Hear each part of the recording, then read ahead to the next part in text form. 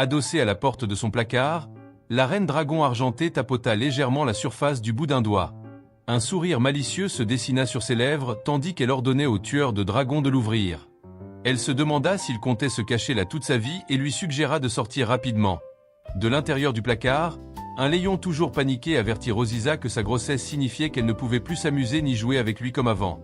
À ces mots, les yeux de Rosisa s'écarquillèrent.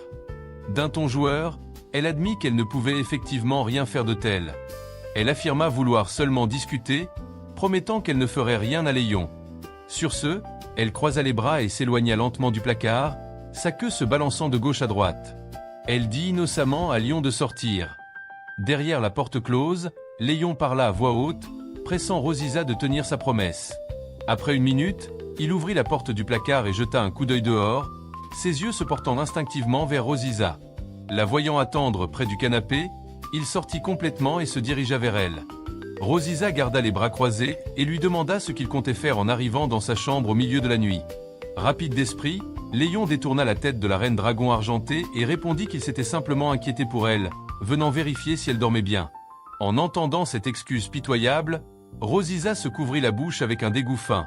Elle secoua la tête et déclara qu'elle allait être malade. Léon, cependant, détourna le regard, se demandant si sa ruse avait fonctionné. Soudain, Rosisa bondit en avant et frappa l'épaule de Léon, le faisant sursauter les yeux grands ouverts. Elle déclara qu'elle ne croyait pas à son excuse, la qualifiant d'absurde. Le poussant sur le canapé, elle grimpa sur lui, une main sur sa poitrine et l'autre relevant son menton jusqu'à ce que leurs regards se croisent. Elle l'avertit que c'était sa dernière chance de tout expliquer honnêtement, sinon il ne pourrait pas lui reprocher ce qui suivrait. Toujours arrogant, Léon ricana que la reine dragon argentée ne pouvait pas partager une chambre pendant sa grossesse et qu'elle ne pouvait donc rien lui faire.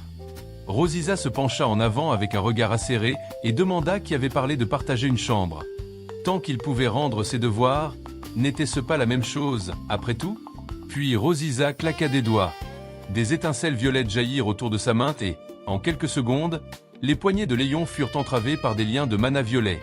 Les yeux de Léon se levèrent vers ses mains liées, sa bouche s'ouvrant sans qu'aucun mot n'en sorte. Rosisa se repositionna sur ses genoux, s'installant plus confortablement en bloquant ses jambes pour l'empêcher de lutter.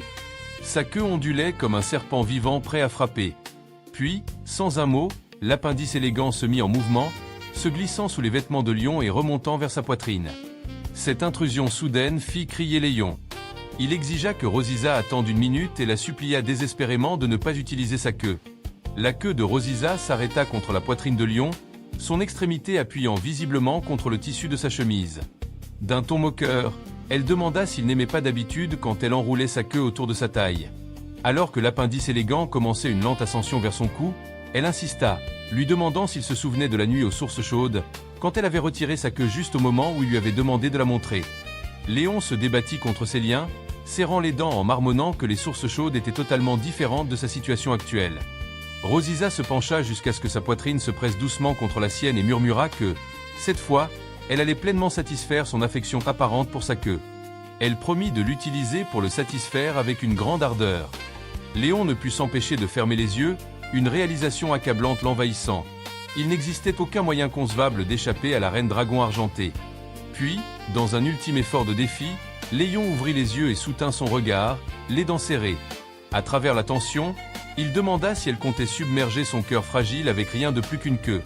Rosisa se pencha légèrement en arrière et laissa échapper un rire grave, l'amusement dansant sur ses lèvres tandis qu'elle remarquait que la bouche de Léon restait aussi obstinée que jamais. Sa majestueuse queue argentée se remit à bouger, cette fois glissant jusqu'à sa taille. L'extrémité se faufila sous la ceinture de son pantalon. Cette avancée intime soudaine fit crier Léon en protestation, suppliant la dragonne mère de cesser ses taquineries.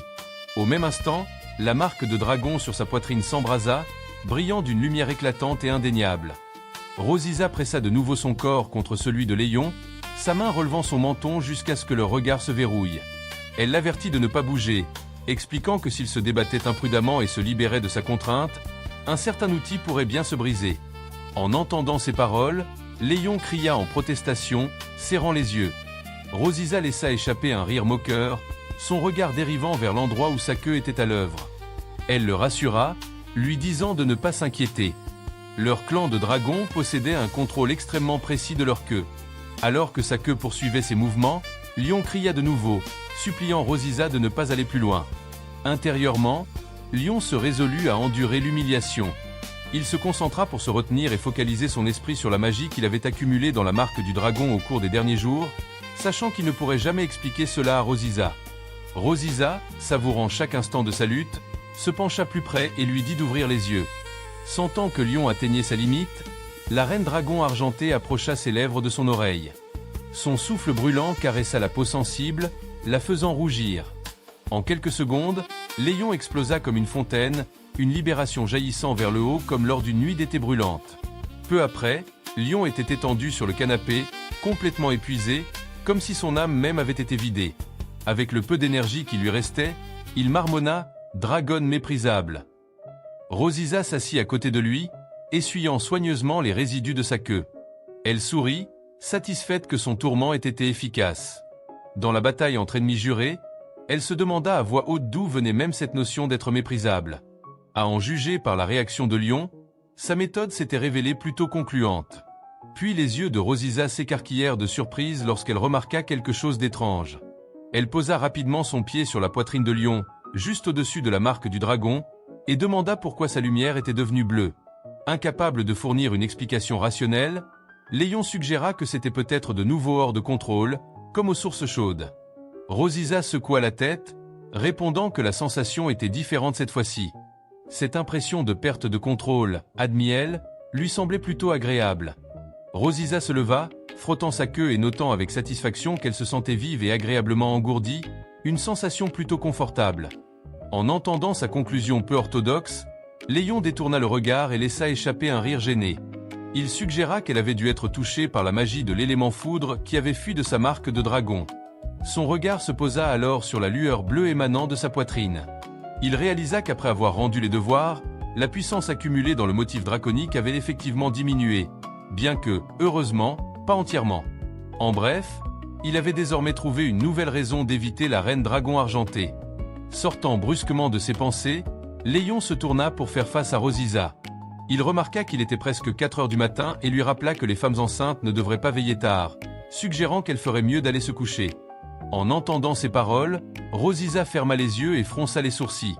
Elle répondit que, même si elle pouvait renoncer pour le moment à poursuivre leurs devoirs, il devait tout de même lui dire la véritable raison de sa venue dans sa chambre. Lion afficha son visage le plus innocent, insistant sur le fait qu'il se souciait réellement d'elle. Bien qu'ils ne s'entendent généralement pas, il expliqua qu'il voyait désormais les choses dans leur ensemble. À ses yeux, la reine dragon argentée était maintenant la personne la plus importante de leur famille, et leurs rancunes habituelles pouvaient donc être mises de côté pour le moment. Lion inclina la tête et tendit les mains, poursuivant sa comédie repentante. Il admit que c'était sa faute s'il s'était introduit en cachette dans sa chambre et déclara que, si elle souhaitait le frapper ou le punir, elle pouvait le faire à tout moment. Rosisa se leva du canapé et croisa les bras. Jetant un regard de côté à Lion, elle répondit que ce n'était pas grave. Elle aurait de nombreuses occasions de le punir à l'avenir. Son regard devint dur lorsqu'elle souligna une nouvelle règle. Après 19 heures, Lion ne devait plus apparaître dans sa chambre. Sinon, avertit-elle, il savait désormais exactement ce qu'elle lui ferait. Après tout, Lion était son cher prisonnier. Un frisson glacé parcourut l'échine de Lion. Il esquissa un sourire gêné, notant qu'il avait bien reçu le message. Les gars, après beaucoup de réflexion, j'ai décidé d'arrêter YouTube. Pour ceux qui souhaitent continuer à suivre les vidéos de la Reine Dragon Argentée ainsi que le Gobelin, vous pouvez vous abonner à la chaîne de Wilanko. C'est mon monteur et il possède également une chaîne de récap de manhwa. Je lui ai confié la suite de ses séries pour qu'elle puisse continuer. De mon côté, j'arrête définitivement les manhwas et cette chaîne disparaîtra probablement. Merci sincèrement pour tout votre soutien, vos commentaires et votre fidélité depuis le début. À bientôt, peut-être ailleurs.